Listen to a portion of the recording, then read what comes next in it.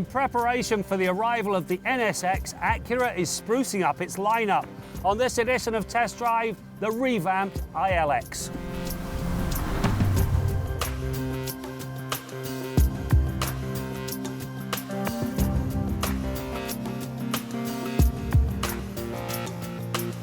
While some would argue that the changes to the latest ILX are subtle in nature, the reality is it ups its game and delivers a much more credible near-luxury car.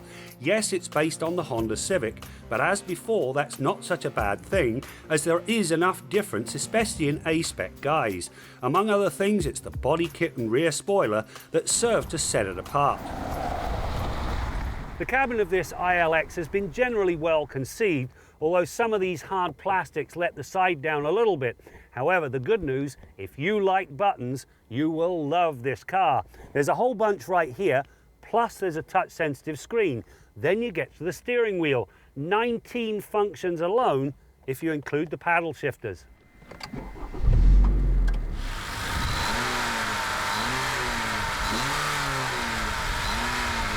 Another of the key changes is found in the powertrain. The 2.4-litre four-cylinder churns out 201 horsepower and 180 pound-feet of torque and is now mated to an 8-speed twin-clutch transmission. The combination proved to be both fast, running to 100k in 7.4 seconds and turning the more important 80 to 120 passing move in 4.8 seconds. It's also frugal, returning a test average of 8.7 litres per 100 kilometres. Now that is good given the overall performance and driving gusto. You know, I really do like this 8-speed twin-clutch transmission. However, I would also like another mode. When you're in drive, it's more like being in an economy mode because by the time you hit 60k, you're already in 5th or 6th gear. At the other end of the spectrum, you've got sequential and the manual mode. Now, they're great out in the country. Between the two extremes, you need a mode that would add a little more spice to a suburban drive.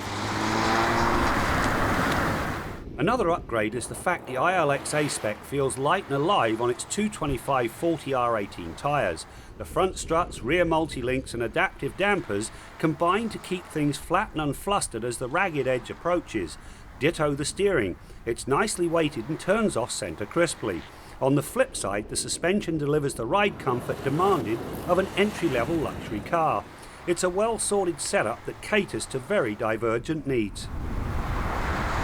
For a compact car, there's quite a lot of space in the back of this ILX, and the absence of a central tunnel, it certainly helps with the spaciousness. You'll also find reasonable headroom, at least good enough for a 6-footer, and plenty of legroom. There's also a 348-litre trunk. So what's the hang-up? Quite frankly, it's simple. The seat is not split folding. It's a one-piece unit, which limits its usefulness, and when it's folded flat, it doesn't go flat with the floor.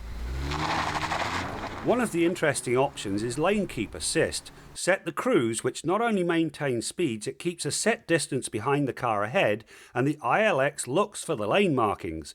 When it finds them, it actively steers the car to keep it in the lane. What you have is the genesis of a self-driving car.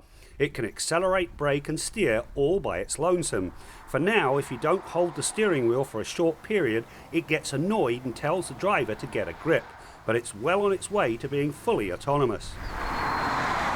In spite of my comments, there is a great deal to like about this ILX. It does have a dynamic character, I like the cabin, but best of all, it brings some advanced technologies to the affordable end of the price ladder.